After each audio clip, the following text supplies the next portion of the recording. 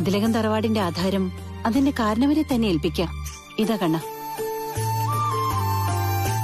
എല്ലാം കഴിഞ്ഞല്ലോ, പിന്നെ എന്തിനാ ഇനി മടിക്കുന്നേ? വാങ്ങിച്ചോ കണ്ണേട്ടാ.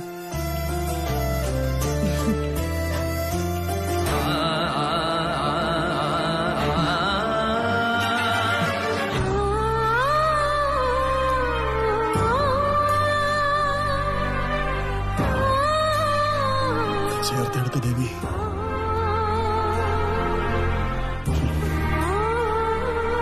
എല്ലാം കണ്ണൻ പറഞ്ഞതുപോലെ ചെയ്തിരിക്കുന്നേ. തറവാട് കണ്ണന്റെ പേരിൽ, പറമ്പും പാടമൊക്കെ കാർത്തുവിന്റെ. ഇനി പശുക്കളൊക്കെ കൊണ്ടുപോയി തൊഴുത്തി കെട്ടാം. ഇപ്പോ 2 പറമ്പുണ്ട് കണ്ണന്. ഒന്ന് നിങ്ങൾ ജോലി ചെയ്യുന്ന 3.5 ഏക്കർ പറമ്പ്, പിന്നെ തറവാടിനോട് ചേർന്ന് കിടക്കുന്ന പറമ്പും പാടവും. ഇനിയിപ്പോ പപ്പനും കണ്ണനൊന്നും തട്ടുകടയിലേക്ക് പോവാൻ സമയമുണ്ടാവില്ല. അതുകൊണ്ട് കട വേണമെങ്കിൽ ആർക്കെങ്കിലും കൊടുക്കാം. ഏയ്, ഇത്തിരി ഐശ്വര്യം വരുമ്പോ നമ്മളെ നിലനിർത്തിയതിനെ വേണ്ടെന്ന് വെക്കുന്ന ഏർപ്പാട് എനിക്കില്ല അരുണ്ടപ്പച്ചി. ഞാൻ ജയിലിൽ കിടന്നപ്പോ എന്റെ കുടുംബത്തെ കാത്തത് ആ തട്ടുകടയും പശുക്കളും ഒക്കെ. അതുകൊണ്ട് അതിനെയൊന്നും വിട്ടുകളയുന്ന പ്രശ്നമേ ഇല്ല. അല്ലെങ്കിൽ തന്നെ തട്ടുകട നിർത്തിയ ഞങ്ങളൊക്കെ വീടിനകത്തിരുന്ന് മുഷിഞ്ഞു പോകത്തേ ഉള്ളൂ. പോരാത്തതിന് അവിടെ ഇപ്പൊ നല്ല കച്ചവടമുണ്ട്. അവിടെ വന്നിരുന്ന് കഴിക്കുന്നതിനേക്കാളും ഒരുപാട് പൊതിഞ്ഞേട്ടിക്കൊണ്ട് പോവാ. പിന്നെ ഈ നാട്ടിലുള്ള മിക്ക ചടങ്ങുകൾക്കും അവിടുത്തെ ഭക്ഷണം തന്നെയാ. എന്നാ പിന്നെ അത് ആർക്കും കൊടുക്കണ്ട. ആ കട നിൽക്കുന്ന സ്ഥലം ഒരു 7 സെന്റ് കാണില്ല കണ്ണേട്ടാ. നമുക്ക് അതുകൂടി അങ്ങ് വാങ്ങിയാലോ? വാങ്ങിച്ചോ, പക്ഷെ അത് എന്റെ പേരിൽ വേണ്ട, അരുണിന്റെ പേരിൽ തന്നെ വാങ്ങിച്ചോ. ഇപ്പോഴും തറവാട് കിട്ടിയതിന്റെ സന്തോഷമൊന്നും ഇല്ല കണ്ണേട്ടന്. നിങ്ങളുടെ കയ്യിൽ നിന്ന് കോടികൾ പോയതിന്റെ വിഷമം ഉണ്ടായിരുന്നേ. പിന്നെ ഇപ്പൊ ഉള്ള ഏക്കർ കണക്കിന് പറമ്പിന്റെ കാര്യം അരുണിന്റെ അപ്പച്ചി പറഞ്ഞല്ലോ. അവിടെ വിളയുന്നത് എന്താണെങ്കിലും അതിലൊരംശം അരുണിന്റെയും അരുണിന്റെ അപ്പച്ചിയുടെയും വീട്ടിലെത്തും.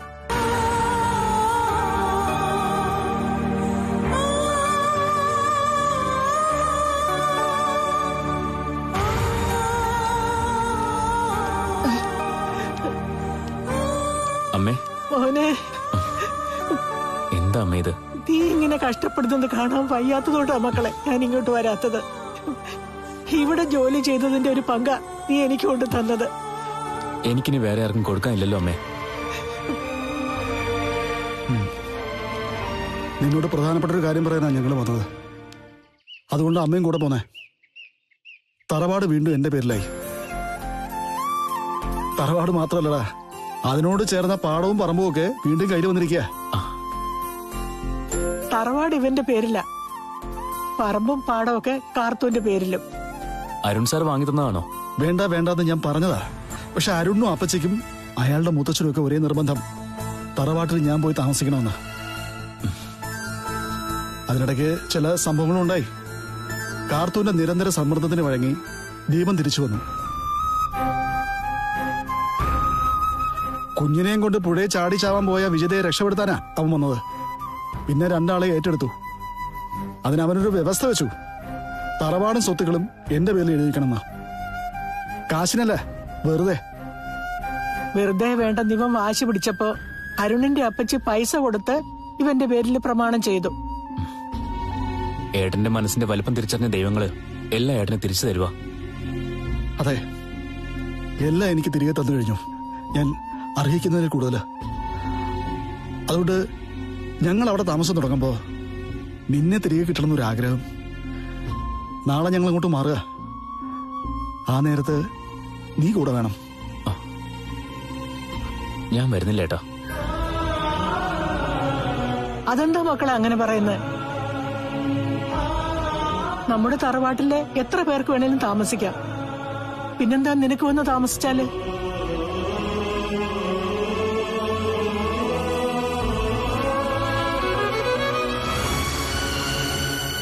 അമ്മ പറയുന്നത് കേക്ക് മോനെ. ഇതൊക്കെ ഒരു പരീക്ഷണമായിരുന്നെന്ന് കരുതാം. പഴയതൊക്കെ നമുക്ക് മറക്കാം. ഈ അടുത്തിടെ ഞാൻ എവിടെയോ വായിച്ചതാ, 10,000 കോടി ആസ്തിയുള്ള ഒരാളുടെ മകൻ ഇവിടെ അടുത്തെവിടെയോ ഒരു ഹോട്ടലിൽ വന്ന് ജോലി ചെയ്തെന്ന്. അത് വീട്ടുകാർ പുറത്താക്കിയിട്ടൊന്നുമില്ല, ജീവിതം പഠിക്കാൻ വേണ്ടി, ആൾക്കാരെ മനസ്സിലാക്കാൻ. നിങ്ങൾ എത്തിയോ? വാ. ഞങ്ങൾക്ക് പിന്നെ താമസിക്കാൻ വേറെ വീട് വേണ്ടായോ? ഇവിടെ അത്യാവശ്യ സൗകര്യങ്ങളൊക്കെ ഉണ്ട്. മുറിക്കൊക്കെ വലിപ്പ കുറവാണെന്നേ ഉള്ളൂ.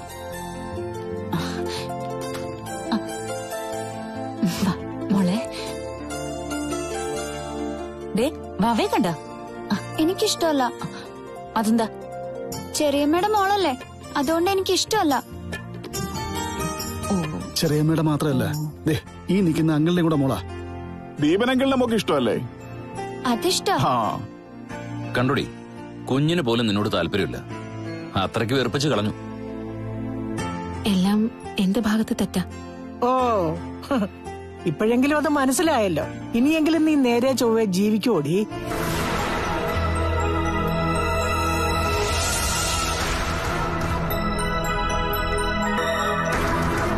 ആ ഉറപ്പ് കിട്ടിയ ശേഷമാ ദീപൻ ഇവളെ ഏറ്റെടുത്തത്. അവളുടെ കാര്യം അവിടെ നിൽക്കട്ടെ.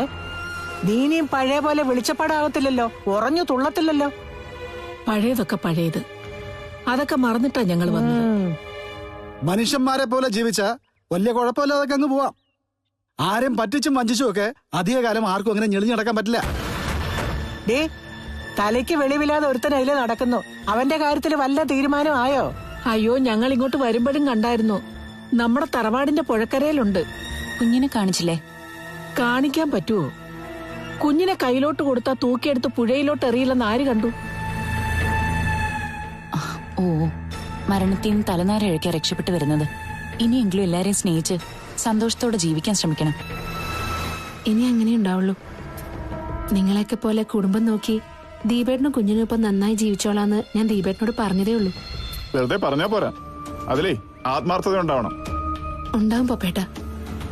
പിന്നെ പപ്പേട്ടനെയും പവിത്രടുത്തൊക്കെ ചേർത്ത് ഞാനൊരു കള്ളുണ്ടാക്കിയതിന് എല്ലാരോടും മാപ്പ് ചോദിക്കാം. അതെ, ഞങ്ങളോട് മാപ്പൊന്നും ചോദിക്കണ്ട. ഇനി നീയും ദീപനെ അടിച്ചു പിരിഞ്ഞെന്ന് കേൾക്കാണ്ടിരുന്നാ മതി. 10 കാശ് കയ്യിൽ വരുമ്പോ അടപടലം മാറുന്ന കൂട്ടത്തിലാ എന്റെ മാമനും മാമിയൊക്കെ. അതേ സ്വഭാവ നിന്റെ. പൈസയിലൊന്നും വലിയ കാര്യമില്ലെന്ന് നിനക്ക് ഇപ്പൊ മനസ്സിലായി കാണുമല്ലോ. ദേ, കാർത്തൂൻ ഈ അടുത്തെങ്ങും ഇത്രയും സന്തോഷത്തിൽ കണ്ടിട്ടില്ല. അതെ അതെ, ഇന്നലെ രാത്രി ആക്കി കിടന്നിട്ട് ഉറക്കം വന്നിട്ടില്ല. എങ്ങനെയെങ്കിലും നേരം പുലർന്നാ മതിയെന്നായിരുന്നു. കണ്ണേട്ടന് തറവാട് കിട്ടിയല്ലേ, അവരെക്കാളും സന്തോഷിക്കുന്ന കാർത്തുവാ. ഓർമ്മയാകുന്നതിന് മുമ്പ് തന്നെ അവിടെ വന്നതല്ലേ. പിന്നെ ആ വീട്ടിലാണ് ഓടിക്കളിച്ചതും 10-22 വയസ്സുവരെ ഓണവും വിഷുവും ഉൾപ്പെടെയുള്ള ആഘോഷങ്ങളിൽ പങ്കുകൊണ്ടതും. അതൊക്കെ മനസ്സിൽ കാണുമല്ലോ. തറവാട്ടിനും പറമ്പിനൊന്നും വില കുറച്ചിട്ടില്ല. ഇപ്പൊ കിട്ടാവുന്ന ന്യായമായ വില തന്നെയാ കൊടുത്തേ.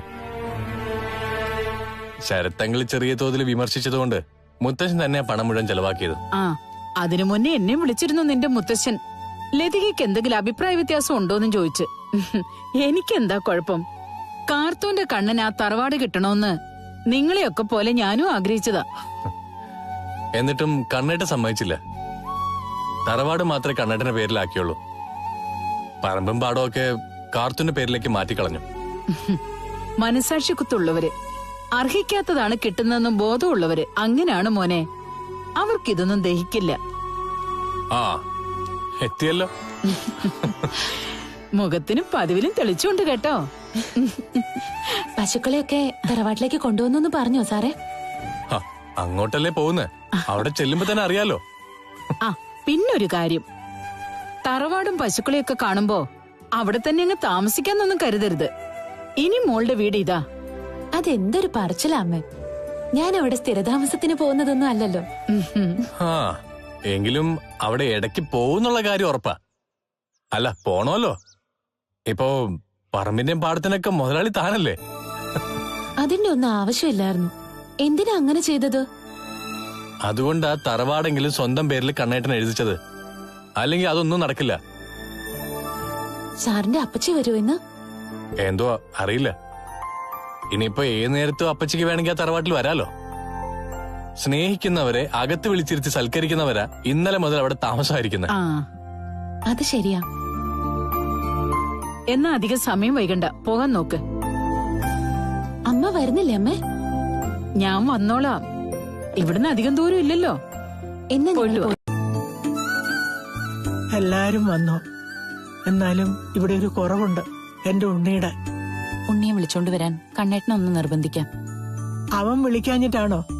ഞങ്ങൾ രണ്ടാളും കൂടെ പോയി നേരത്തെ വിളിച്ചതല്ലേ. എങ്കിലും ഒന്നുകൂടെ പറയാം, കണ്ണേട്ടനും ഇപ്പൊ ഉണ്ണിയെ തിരികെ കൊണ്ടുവരണമെന്ന് ആഗ്രഹമുണ്ട്.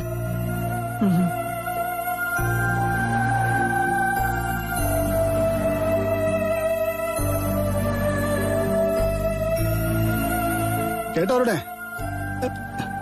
ഞാൻ വീട്ടിൽ നിന്ന് ദൂരോട്ട് യാത്ര ചെയ്യുന്നതേ ഉണ്ണിയെ ഹോസ്റ്റലിൽ കാണാൻ വേണ്ടി പോകുമ്പോഴാ. രാവിലെ പോകുമ്പോ ഒരാള് കിടാങ്ങളെ അഴിച്ചോണ്ട് വരും ശകുനമായിട്ട്. ദാ, കൊടുക്ക്. അതൊക്കെ എനിക്കറിയാവുന്ന കാര്യങ്ങളല്ലേ. എങ്കിലും അതൊക്കെ പറയാനൊരു സുഖമാ. ദാ, ആ നാളുകൾ അരുൺ സാറേ ഇപ്പൊ തിരിച്ചു വന്നിരിക്കുന്നത്. നിങ്ങളെയൊക്കെ പോലെ തന്നെ എന്നെ ഒരുപാട് സ്നേഹിക്കുന്ന കൂട്ടരാ.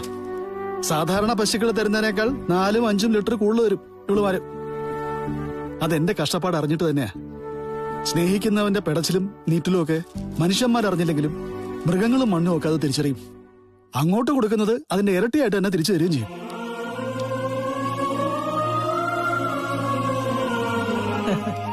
മോളെ മോളെ ഇപ്പോഴേ പഴയ കാർത്തോന്നുമല്ല, ഈ നിൽക്കുന്ന ആളിന്റെ ഭാര്യയാ.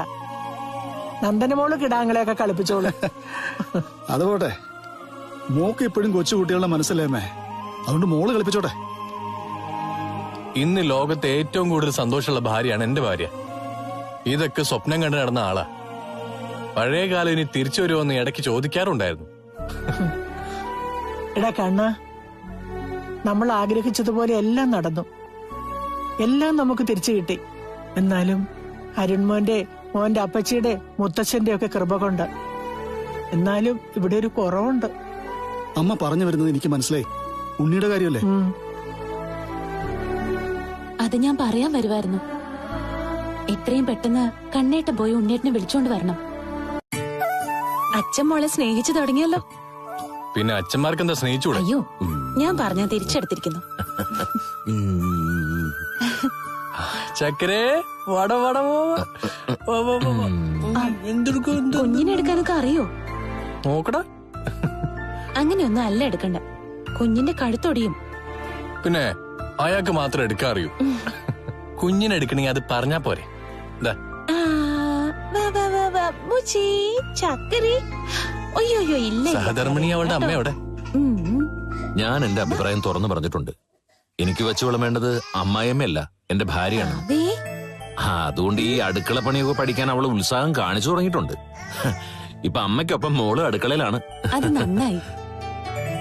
മതിലകത്ത് അമ്മയും മോളും തനിച്ചേ ഉണ്ടായിരുന്നുള്ളൂ. ആ സമയത്ത് അവൾക്കെല്ലാം പഠിക്കായിരുന്നു. ഓരോന്നിനും അതിന്റേതായ സമയമുണ്ട് സാറേ, അപ്പോഴേ ചെയ്യൂ. ഇനി ഏതായാലും അവളെ നല്ലൊരു പെൺകുട്ടിയായിട്ട് ഞാൻ മാറ്റിയെടുത്തോളാം. എനിക്കും ഒരു പെങ്കൊച്ചാണേ. അതിന് നല്ല നല്ല കാര്യങ്ങൾ പറഞ്ഞു കൊടുത്തിട്ട് വേണം വളർത്തിയെടുക്കാൻ. ഇനിയിപ്പോ അവിടെ നല്ലൊരു ഭാര്യ അമ്മയും ഒക്കെ ആയിക്കോളും ദീപേട്ട. അങ്ങനെ ആയാ അവക്ക് ജീവിച്ചു പോവാം. ഇനി കോംപ്രമൈസ് ഒന്നുമില്ല. ഇഷ്ടപ്പെടാത്തത് കണ്ടാ ചിലപ്പോ മേല് നൊന്തെന്ന് വരും. എടാ, ശരിക്ക് പറഞ്ഞ നിന്നെ പോലൊരാളാ വിജിതയുടെ ഭർത്താവായിട്ട് വരേണ്ടത്. ഉണ്ണിയെ പോലൊരു പാവം പിടിച്ച പയ്യന് അവളെ ഒരിക്കലും നേർവഴിക്ക് നടത്താൻ പറ്റില്ല. വെട്ടൊന്ന് മുറി രണ്ട്. ആ സ്വഭാവമുള്ള ആണുങ്ങൾക്ക് ഇത്തരത്തിലുള്ള പെണ്ണുങ്ങളൊക്കെ ചൊൽപ്പടിക്ക് നിർത്താൻ പറ്റും. ഒരു ജീവിതമല്ലേ ഉള്ളൂ സാറേ. അപ്പൊ പിന്നെ നല്ലൊരു കുടുംബജീവിതം കിട്ടിയില്ലെങ്കിൽ പോയി ജയിലിൽ കിടക്കണം. സ്വസ്ഥത കളയുന്നതിനെയൊക്കെ തീർത്തിട്ട്. ഇനിയിപ്പോ അങ്ങനെ ജയിലിലോട്ടൊന്നും പോവാൻ പറ്റില്ല, ഈ പൊന്നുമോളെ കളഞ്ഞിട്ട്. കുഞ്ഞുങ്ങൾ വളരുന്നതനുസരിച്ച് നമുക്ക് അറ്റാച്ച്മെന്റ് കൂടിക്കൊണ്ടേയിരിക്കും. പിന്നെ കുടുംബത്തിൽ നിന്ന് മാറി നിൽക്കുമ്പോ വല്ലാത്തൊരു നിരാശയും വേദനയും ഒക്കെ ഉണ്ടാവും. ഒരുതരം കൊളുത്തിപ്പിടിക്കല്. അത് നേരാ. അതുകൊണ്ട് ഇനിയിപ്പോ വിജിത പ്രശ്നങ്ങളൊന്നും ഉണ്ടാക്കരുതെന്നാണ് ആഗ്രഹം. എടാ, നീ സൂക്ഷിക്കേണ്ടത് അവളെയല്ല, അവളുടെ അമ്മയാ. അവരുടെ സ്വഭാവം മാറിയിട്ടില്ല നീ തന്നെ പറഞ്ഞു കഴിഞ്ഞു. ആ നിലയ്ക്ക് അവരെ ഒന്ന് ഒതുക്കി നിർത്തണം. എടാ, പെൺമക്കളെ ഏറ്റവും കൂടുതൽ സ്വാധീനിക്കുന്ന അവരുടെ അമ്മമാരാ. ശരിക്കു പറഞ്ഞ അമ്മമാരുടെ സ്വഭാവം പകർത്തുക പെൺകുട്ടികളെന്ന് പറയാം. മുത്തച്ഛന്റെ സമ്പാദ്യത്തിൽ ഒരു വിഹിതം പോയി കഴിഞ്ഞു. ആർക്ക് കൊടുത്തു? അവളുടെ ഒരു ഏട്ടനുണ്ടല്ലോ, കണ്ണൻ, ജയിൽ പുള്ളി. കാർത്തു എന്ന് പറഞ്ഞ ആസത്തിനെ വളർത്തിയവൻ. അവൻ അവന്റെ നഷ്ടപ്പെട്ട തറവാട് വലിയ വില കൊടുത്ത് വാങ്ങിച്ചു കൊടുത്തു, അപ്പച്ചി മുത്തച്ഛനും കൂടെ. എന്നിട്ടും അനന്തേട്ടനോടൊരു വാക്ക് പോലും ആരും പറഞ്ഞില്ലല്ലോ. കുറച്ചു മുമ്പ് അമ്മ എന്നെ വിളിച്ച് വിവരം പറഞ്ഞത്. അത് കേട്ടപ്പം മുതല് ഞാൻ തരിച്ചു നിൽക്കുക. അവളായിരിക്കും പറഞ്ഞത് അവളെ വളർത്തിയവന് തറവാട് വാങ്ങിച്ചു കൊടുക്കാൻ. അവൾ എന്തു പറഞ്ഞാലും ഇപ്പൊ എന്റെ അമ്മയും മുത്തച്ഛനും കേൾക്കുമല്ലോ. എനിക്കറിയാം ആ തറവാടും വീടുമൊക്കെ. പടപണ്ടാരം പോലൊരു വീടാ. അത് ഇന്നത്തെ കാലത്ത് പണിയണമെങ്കിൽ തന്നെ 2-3 കോടിയാകും. പിന്നെ ഏക്കർ കണക്കിന് പറമ്പും പാടവും ഉണ്ട്. എല്ലാം കൂടെ വലിയൊരു തുക ചെലവാക്കിയിട്ടുണ്ട്. സാധാരണ പെൺകുട്ടികളെ കല്യാണം കഴിച്ചുകൊണ്ട് വന്നാ ഇങ്ങോട്ടാ കിട്ടുന്നത്. ഇത് അങ്ങോട്ട് കൊടുക്കുക. മാളൂനെ കെട്ടുന്ന ചെക്കന് കോടികൾ കൊടുത്താലും കുഴപ്പമില്ല. അവളിപ്പോ കരളൊക്കെ മാറ്റിവെച്ച പെൺകുട്ടിയല്ലേ. അതൊക്കെ അറിഞ്ഞു വരുന്ന ഒരു പയ്യന് എന്തു കൊടുത്താലും അതിനെ കുറ്റപ്പെടുത്താനൊന്നും പറ്റില്ല. ഇവിടെ എന്ത് കണ്ടിട്ടാ ഇവളെ ആൾക്കാരിങ്ങനെ സഹായിക്കുന്നേ? ഇതൊക്കെ ആരോട് പറയാനാ? നമ്മൾ വലിയൊരു നാടകം കളിക്കുന്നുണ്ട്. ഇനി ഇതിന്റെ അകത്തൊന്നും കയറി അഭിപ്രായം പറയാനുള്ള അവകാശം നമുക്കില്ല. നമ്മൾ എല്ലാ അർത്ഥത്തിലും പ്രതിരോധത്തിലായി മഞ്ജു. അങ്ങനെ നമ്മൾ പിന്നോട്ട് പോകാൻ പാടില്ല അനന്തുവേട്ടാ. ഒരു കാരണവശാലും നമ്മളെ തോൽക്കാൻ പാടില്ല. തൽക്കാലം തോറ്റ് തല കുമ്പിട്ട് വാലും മടക്കി ഇരുന്നേ പറ്റും. അല്ലാതെ വേറെ മാർഗമില്ല. എന്നാലും അനന്തുവേട്ടൻ ഇതൊക്കെ എങ്ങനെ സഹിക്കുന്നു? സ്വത്തും പണവും വിട്ടുകൊടുക്കുന്നത് എനിക്ക് സഹിക്കാൻ പറ്റുന്ന കാര്യമല്ല. അതുകൊണ്ടാ കാർത്തൂനെ കൊല്ലണമെന്ന് നീ പറഞ്ഞപ്പോ അതിന് ഞാൻ കൂട്ടുനിന്നത്. ഇപ്പോഴും എനിക്കൊരു കൊലയാളിയുടെ മനസ്സ് തന്നെയാ. അവള് മരിക്കണം. അല്ലെങ്കിൽ ഉള്ളതും കൂടെ നമുക്കില്ലാതെയാണ്.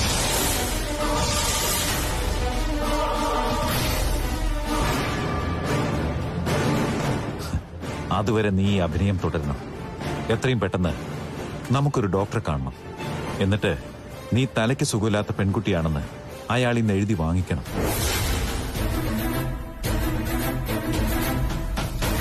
അങ്ങനെ മുന്നോട്ട് പോകുന്ന ഒരാള് എന്തു ചെയ്താലും കോടതി അത് മുഖവിലക്കെടുക്കില്ല. ഇനി അവളുടെ മരണശേഷം കേസും മറ്റും ഉണ്ടായാ നമുക്ക് രക്ഷപ്പെടാനുള്ള തുറുപ്പ് ചീട്ടാണ്.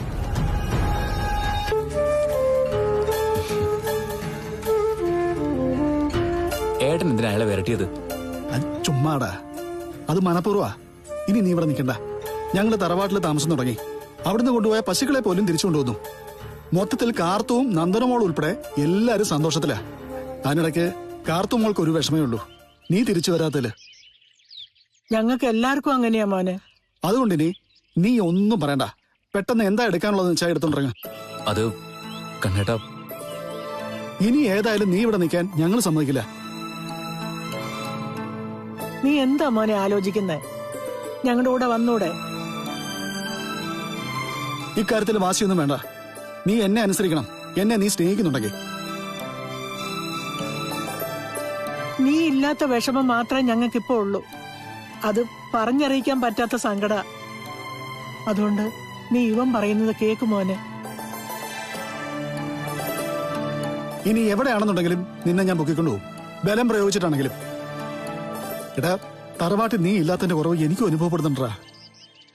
നിന്റെ മുറി കാണുമ്പോ എനിക്ക് മൊത്തത്തിൽ സങ്കട. അതുകൊണ്ട് നീ കൂടെ വന്നേ പറ്റൂ. മോനെ, ഞാനൊരു ഓട്ടോയിൽ പൊക്കോളാം. നിങ്ങൾ ചേട്ടനും അനിയനും കൂടെ ബൈക്കിൽ അങ്ങ് വന്നേക്കാം. അത് വേണ്ടമ്മേ, ഞാൻ പിന്നാലെ വരാം. വരാമെന്ന് സമ്മതിച്ചല്ലോ. പിന്നെ സ്ഥിരതാമസത്തിനായിട്ടായിരിക്കണം അങ്ങോട്ട് വരേണ്ടത്. എടാ, നിന്റെ ഏട്ടത്തി വെച്ച് തരുന്ന ആഹാരത്തിനപ്പുറം സ്വാദുള്ള ഭക്ഷണം നീ പിന്നെ കഴിച്ചിട്ടുണ്ടോ? അതെ അതെ, നീയും കൂടെ വന്നു കഴിഞ്ഞാ നമുക്ക് ഓണവും വിഷുവും ഒക്കെ വരുമ്പോ എല്ലാവർക്കും കൂടെ ഒത്തുകൂടാ. പഴയതുപോലെയല്ല, ഇപ്പൊ അംഗങ്ങൾ കൂടുതലാ. വിജിതയും മാമിയൊക്കെ എങ്ങോട്ടാ മാറിയ? ആ, അവര് ഞങ്ങൾ താമസിച്ച വീട്ടിലോട്ട് മാറി. അവിടെ താമസവും തുടങ്ങി. ആ, അതെന്തെങ്കിലാട്ടെ, നീ പെട്ടെന്ന് വരുമോ? ആ, ഞാൻ വരാം, തൊട്ട് പിന്നാലെ. എന്നാ പിന്നെ നമുക്ക് പോവാമേ. വന്നേക്കണേ മോനെ. വരാം. ഈ പേരുദോഷം എന്നൊക്കെ പറയുന്നത് ഒറ്റ നിമിഷം കൊണ്ട് മാറാവുന്നേ ഉള്ളൂ മോളെ. എന്നെ ജയിൽ പുള്ളി എന്ന് ആരെല്ലാം പറഞ്ഞു കളിയാക്കിയതാ. അവരൊന്നും ഇപ്പൊ അത് പറയുന്നില്ലല്ലോ. എല്ലാം കരുണമാമ ചെയ്തതാണെന്ന് ഇപ്പൊ നാട്ടുകാർക്ക് മൊത്തം അറിയാം. അവൻ തന്നെയാണ് അവന് ദോഷം ചെയ്തത്. എങ്കിലും ഞാനും പപ്പനും കൂടെ ചേർന്ന് അവനുണ്ടായ പേരുദോഷം മാറ്റിയെടുക്കാനുള്ളൊരു ശ്രമത്തിലാ. ഇപ്പൊ ഏതായാലും ദീപൻ വിജയയും കുഞ്ഞുമായിട്ട് ഒന്നിച്ച് താമസം തുടങ്ങിയല്ലോ. അതുകൊണ്ട് നീ അന്യന്റെ പെണ്ണിനെ ചുമന്നുകൊണ്ട് നടക്കുന്നവനെന്നുള്ള മോശ പേര് അവനില്ല. ഇനിയൊരു കുടുംബം അവനുണ്ടാവുകയാണെന്നുണ്ടെങ്കിൽ അത് നല്ല കുടുംബമായാൽ മാത്രം മതി. അവിടെ പഴയതൊന്നും ആവർത്തിക്കാതിരുന്നാ മതി. ഞങ്ങളും നോക്കാം നല്ലൊരു പെൺകുട്ടിയെ. ആരെ നോക്കിയാലും ശരി, വീട്ടിനകത്ത് കയറ്റാൻ കൊള്ളാവുന്നവളാവണം അരുണ്ടമ്മേ. ഇനിയിപ്പോ സമ്പത്ത് തേടിയൊന്നും അവൻ പോവില്ല. പിന്നെ വിവാഹത്തെ പറ്റിയൊക്കെ ഇനിയിപ്പോ അവനോട് പറഞ്ഞാ പെട്ടെന്നൊന്നും അത് അംഗീകരിച്ചിടണമെന്നില്ല. അതാ അവന്റെ ഇപ്പോഴത്തെ മാനസികാവസ്ഥ. അതുകൊണ്ട് ആദ്യം അവന് കുറച്ച് ആത്മവിശ്വാസം വരണം. ഞാൻ ഇടയ്ക്ക് വരാൻ കണ്ണേട്ടാ. എന്നിട്ട് ഉണ്ണേട്ടനോട് ഞാനും അരുൺ സാറും ഒക്കെ സംസാരിക്കാം. ഒരു കാരണവശാലും ഇനി പഴയതൊന്നും പറഞ്ഞ് കണ്ണേട്ടൻ ഉണ്ണേട്ടനെ കുറ്റപ്പെടുത്തരുത്. ആ സമയമൊക്കെ കഴിഞ്ഞു പോയി മോളെ. ഇനി അവനെ എനിക്ക് ഒരിക്കലും കുറ്റപ്പെടുത്താൻ പറ്റില്ല. അവനിപ്പോ മോളെ പോലെ തന്നെ ഞാൻ സ്നേഹിക്കുന്ന പഴയ ഉണ്ണിയായി കഴിഞ്ഞു. എന്റെ അനിയനായ ഉണ്ണി.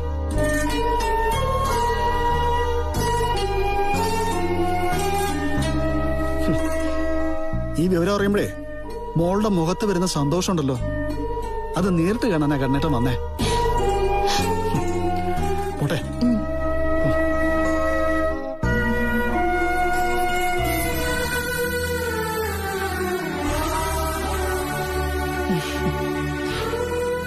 ഉണ്ണിയുടെ കാര്യത്തിൽ മോൾക്കിപ്പോ സമാധാനായല്ലോ.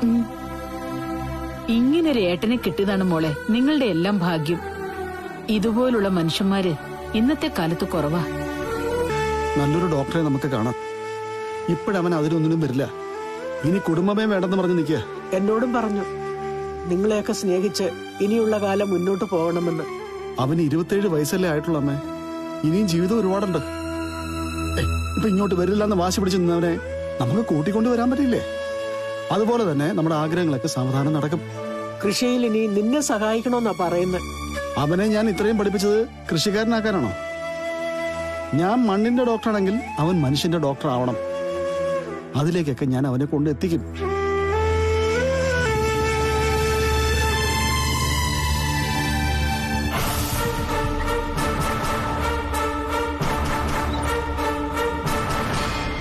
അവന്റെ ജീവിതം തൊലച്ചു വരുത്തി വരുന്നുണ്ട്. ഉണ്ണി വന്ന കാര്യം ദീപനെ അറിയുള്ളൂ, അവക്കറിയില്ല. ഇപ്പൊ തൽക്കാലം പറയണ്ട. കേറിയോടെ. ഇപ്പൊ എങ്ങനെയുണ്ട് ദീപ? ഇവക്ക് പഴയ ശൗര്യമൊന്നും ഇല്ലല്ലോ. മുമ്പത്തെ പോലെ ചീറിക്കൊണ്ട് നിന്നാലേ ജീവിതം വഴിമുട്ടി പോകുന്ന നന്നായിട്ടറിയാം. അതുകൊണ്ട് മാറി തുടങ്ങിയെന്നാണ് വിശ്വാസം. ഇവളെ ഇവിടെ അമ്മയൊക്കെ സൂക്ഷിക്കണം. ഒരു തകർച്ചയൊക്കെ വരുമ്പോ അടങ്ങി ഒതുങ്ങി നിൽക്കും. ഇത്തിരി ഐശ്വര്യം വന്നാ അതിനിരട്ടി ചാടി തുള്ളുകയും ചെയ്യും. അതെ, ഭക്ഷണമൊക്കെ കഴിക്കുമ്പോ ഇവളുമാരെ കൊണ്ട് ആദ്യം കഴിപ്പിക്കണം, എന്നിട്ട് ദീപം കഴിക്കണം. എപ്പോഴാണ് സമനില തെറ്റിയിട്ടെ ഭക്ഷണത്തിനകത്ത് പാഷാണം ചേർക്കുന്നെന്ന് പറയാൻ പറ്റില്ല. കുഞ്ഞിനെ കൊണ്ടുവന്നില്ലേ? ഇല്ല, ഇവളുടെ അമ്മയെ ഏൽപ്പിച്ചിട്ടാ പോകുന്നത്. എല്ലാറ്റിനും മാപ്പ് ചോദിക്കും ഉണ്ണി. എന്റെ കുഞ്ഞു ഉണ്ണിയുടെ കുഞ്ഞാന്ന് കരുതി ഇവക്ക് നല്ല ഭക്ഷണവും പരിചരണവും ഒരുപാട് കൊടുത്തിട്ടുണ്ടെന്നറിയാം. മനഃപൂർവ്വം കുരങ്ങളിപ്പിച്ചൊന്നല്ല, സാഹചര്യം അനുകൂലമല്ലാത്തോണ്ട് അങ്ങനെയൊക്കെ സംഭവിച്ചു പോയതാ. ഞാനും എല്ലാത്തിനും മാപ്പ് ചോദിക്ക. നീ മാപ്പൊന്നും പറയേണ്ട വിജിതേ. ഇനിയെങ്കിലും സ്വന്തം കടമകൾ അറിഞ്ഞ് ജീവിച്ചാൽ മാത്രം മതി. എന്നോട് കാണിച്ച പോലെ ദീപനോടും കാണിക്കാതിരുന്നാ മതി. ഞാൻ ഒരിക്കലും തെറ്റുകൾ ക്ഷമിക്കുന്ന കൂട്ടത്തിലല്ല ഉണ്ണി, അത് ഉൾക്കറിയാം.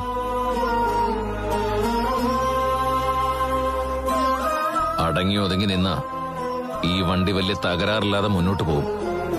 അതല്ലെങ്കിൽ പാതി വഴിയിൽ ഈ ബന്ധം തകരും. മനസ്സമാധാനമില്ലാത്ത ജീവിതത്തെ പറ്റി എനിക്ക് ചിന്തിക്കാൻ പറ്റില്ല.